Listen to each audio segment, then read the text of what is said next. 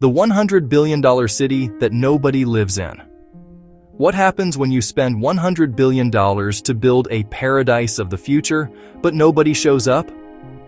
Welcome to Forest City, Malaysia, a massive collection of 4 artificial islands designed for 700,000 people that today stands as a silent, crumbling forest of empty skyscrapers. What's up, adventure seekers?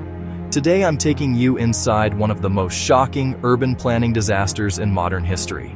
A futuristic eco-city that was supposed to be humanity's next great achievement, but instead became the world's most expensive ghost town. This isn't just another failed development project. Forest City represents something much darker. A $100 billion monument to human hubris where billions were literally buried in the sand. Walking through these empty streets feels like exploring a post-apocalyptic movie set, except this nightmare is absolutely real. I'm going to reveal how this dream paradise turned into a cautionary tale about greed, geopolitics, and environmental destruction. But here's the question that will haunt you. Could Forest City still be saved, or is it destined to sink into the ocean? The answer will shock you, and I'll reveal it at the end of this video. Let me show you what happens when ambition meets reality in the most spectacular failure of 21st century urban planning. The grand vision Forest City wasn't supposed to be just another real estate development. It was marketed as nothing less than the future of human civilization. Let me paint you a picture of what this place was supposed to become. Imagine 4 man-made islands covering 30 square kilometers, rising from the ocean between Malaysia and Singapore. Picture a city where cars drive on underground roads while pedestrians walk through lush gardens above. Envision skyscrapers covered in vertical forests, creating what developers called an eco-friendly high-tech metropolis. The vision was intoxicating. Country Garden, China's largest private real estate developer, partnered with a local Malaysian company partially owned by the Sultan of Johor to create what they called a dream paradise. The promotional videos showed families strolling through green spaces, children playing in futuristic parks, and professionals working in gleaming office towers. The project officially launched in 2016 with then Prime Minister Najib Razak cutting the ribbon. The ceremony was spectacular: fireworks, performances, and promises of a revolutionary new way of living. Country Garden projected that by 2035, 700,000 people would call Forest City home. The target market was clear: wealthy and middle-class Chinese citizens looking to invest overseas. Malaysia's proximity to Singapore, its relatively affordable property prices, and the promise of a modern lifestyle made Forest City seem like the perfect investment opportunity. The sales pitch was brilliant. Buy an apartment in Forest City and you're not just buying property, you're buying into the future. You're securing residency near Singapore, one of Asia's most successful cities. You're investing in eco-friendly living. You're getting in on the ground floor of what could become one of Asia's most important cities.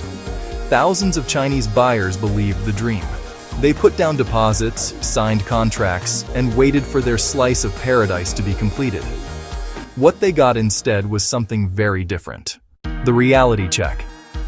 Fast forward to today, and the reality of Forest City is absolutely shocking. Let me give you the numbers that reveal just how catastrophic this failure has become. Current population, 8,000 to 9,000 people. That's barely 1% of the projected 700,000 residents. Think about that for a moment. A city built for nearly 1 million people has fewer residents than a small town. Construction status. Only 15% of the total project has actually been built, 8 years after the grand opening. The remaining 85% exists only in promotional videos and architectural renderings that now look like cruel jokes. Occupancy rate. Despite thousands of units being sold, mostly to Chinese buyers as investments, only about 10% of the built infrastructure is currently occupied. That means 90% of the completed buildings are empty. The vibe on the ground is absolutely eerie. Multi-lane highways stretch into the distance with almost no traffic. Luxury shopping malls stand empty. Their stores never opened. Skyscrapers tower over manicured gardens where nobody walks. The silence is overwhelming. Locals have nicknamed it Ghost City. And when you see it in person, you understand why. It's like someone built a city, turned on all the lights, and then everyone just left. Except they never arrived in the first place. The infrastructure is there. The roads, the buildings, the parks. But there's no life. No children playing, no couples walking, no workers commuting. Just empty buildings surrounded by overgrown forest architecture that was supposed to represent harmony with nature, but instead looks like nature is slowly reclaiming a failed human experiment. Here's what makes it even more disturbing. The few residents who do live there describe it as deeply unsettling. Imagine living in a building designed for hundreds of families, but only 3 apartments are occupied. Imagine walking through a shopping mall where your footsteps echo because there are no stores, no shoppers, no life. This isn't just a failed development. It's a modern ghost town on a scale the world has never seen before. The trap springs shut. So what went wrong? How did a $100 billion project with backing from one of China's largest developers and support from Malaysian royalty turn into such a spectacular disaster? The answer is a perfect storm of political, economic, and financial catastrophes. The first domino fell in 2017 when the Chinese government implemented strict capital controls. Suddenly, Chinese citizens couldn't move large amounts of money out of the country, making it nearly impossible for the primary target audience to actually pay for their forest city properties. Imagine buying an apartment but being legally prevented from transferring the money to complete the purchase. Thousands of buyers found themselves in exactly this situation. The second domino fell in 2018 when Malaysia's government changed. The new leadership, led by Mahathir Mohamad, immediately criticized Forest City as a foreign colony and questioned why Malaysia was allowing a Chinese company to build what essentially amounted to a Chinese city on Malaysian soil. The government temporarily restricted visas for foreign buyers, making it even harder for Chinese investors to actually live in their Forest City properties. But here's where the affordability crisis becomes clear. The units were priced for the booming Chinese market, with apartments costing hundreds of thousands of dollars. For the local Malaysian population, these prices were completely unaffordable. The developers had built a city that locals couldn't afford and foreigners couldn't access. Then came the financial collapse of Country Garden itself. In late 2023, the company defaulted on $11 billion in offshore bonds. Let that sink in. $11 billion in defaulted debt. The company reported a record loss of nearly $6.4 billion in 2023 alone. Country Garden, once China's largest private developer, was imploding. The COVID-19 pandemic delivered another devastating blow. International travel halted, construction stopped for years, and whatever remaining international investor interest existed completely evaporated. The pandemic scared away the last potential buyers who might have taken a chance on Forest City. But here's the most shocking part. Even before all these external factors, there were warning signs that something was fundamentally wrong with Forest City. Shortly after construction began, cracks started appearing in hotel buildings and roads. Experts suggested that the reclaimed soil wasn't given enough time to settle and stabilize before massive skyscrapers were erected on top of it. Think about that. They built a city on artificial islands without letting the ground properly settle. It's like building a house on wet concrete. The structural integrity issues mean that even if people wanted to live there, they might not be safe. The environmental sins. The failure of Forest City isn't just an economic disaster. It's an environmental catastrophe that destroyed ecosystems that had existed for thousands of years. Let me show you the true cost of this eco-friendly development. The land reclamation process destroyed Malaysia's largest seagrass meadow at Tanjung Kupang. These seagrass meadows were vital marine ecosystems that supported countless species of fish, sea turtles, and dugongs. They also acted as natural carbon sinks, helping to combat climate change. All of that was destroyed to create artificial islands for a city that nobody lives in. Vital mangrove forests were also decimated. Mangroves are among the most important coastal ecosystems on Earth. They protect shorelines from erosion, provide nurseries for fish, and store massive amounts of carbon. The destruction of these mangroves didn't just harm the environment, It devastated the livelihoods of local fishermen who depended on healthy fish stocks. Local fishing communities reported that their catches dropped dramatically after Forest City's construction began. Fish that once thrived in the seagrass meadows and mangrove forests simply disappeared. Families that had fished these waters for generations suddenly found themselves struggling to survive. But here's where the environmental story gets even darker. Climate change experts warn that these artificial islands are highly vulnerable to rising sea levels. The entire $100 billion investment could literally be underwater within decades. Forest City might not just be a ghost town, it could become an underwater ghost town. The structural red flags I mentioned earlier aren't just about poor construction timing. The cracks appearing in buildings and roads suggest that the artificial islands themselves might not be stable. When you combine unstable foundations with rising sea levels, you have a recipe for disaster. Here's the bitter irony. Forest City was marketed as an eco-friendly development, a green paradise where humans and nature would coexist in harmony. The reality is that it destroyed thriving ecosystems to create empty buildings on sinking islands. It's not just a failure of urban planning, it's an environmental crime. The forest architecture, buildings covered in plants and vertical gardens, was supposed to represent harmony with nature.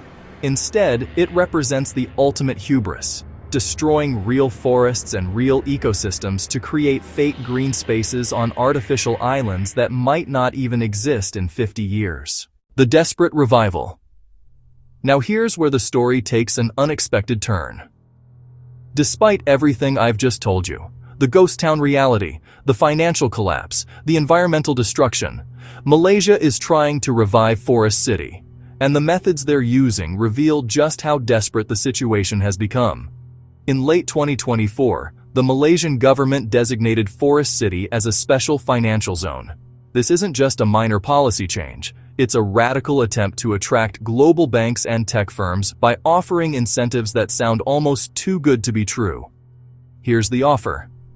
0% income tax for 20 years for single-family offices. Essentially, wealth management firms for the ultra-rich. 0%. For 2 decades. Malaysia is essentially saying, we built this $100 billion city that nobody wants, so we'll let you live here tax-free if you just please come. Forest City has also been designated as a duty-free zone, allowing tax-free shopping for alcohol and tobacco to attract tourists. They're trying to turn a failed residential development into a shopping destination. But here's the question nobody wants to answer. Is this revival attempt realistic, or is it just throwing good money after bad? Can you really save a city that was fundamentally flawed from the beginning? The completion date is still officially set for 2035, but with Country Garden drowning in debt and only 15% of the project completed after 8 years, critics call it a sinking ship, both literally and financially. Some analysts believe the special financial zone designation could work. Singapore's success as a financial hub proves that the region can support such centers, and Forest City's location right across from Singapore could be an advantage. If they can attract enough financial firms and wealthy individuals, maybe, just maybe, they can create enough economic activity to justify the city's existence. But others point out that you can't fix fundamental problems with tax incentives. The structural issues with the buildings remain. The environmental destruction can't be undone. The artificial islands are still vulnerable to rising sea levels. And most importantly, the original vision of a city for 700,000 people is clearly dead. The answer and the lesson, 10:30 at 11:30. Remember the question I asked at the beginning. Could Forest City still be saved, or is it destined to sink into the ocean? Here's the brutal truth. Forest City, as originally envisioned, is already dead. The dream of 700,000 residents living in an eco-paradise is never going to happen. That vision died the moment Chinese capital controls made it impossible for the target market to actually buy the properties. But could a different version of Forest City survive? Maybe. If the special financial zone attracts enough financial firms, if wealthy individuals take advantage of the 0% tax rate, if the structural issues can be addressed, then perhaps 50,000 or 100,000 people might eventually live there. That's still a massive failure compared to the original vision, but it's better than the current ghost town reality. The real answer is that Forest City will likely exist in limbo for decades, neither completely abandoned nor successfully revived.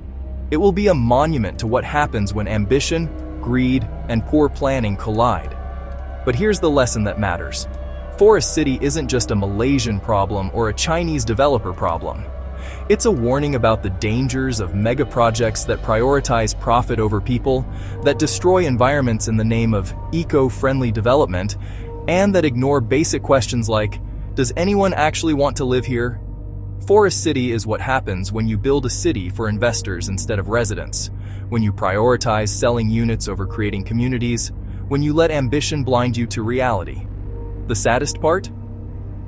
The $100 billion spent on Forest City could have funded real sustainable development, real affordable housing, real environmental protection.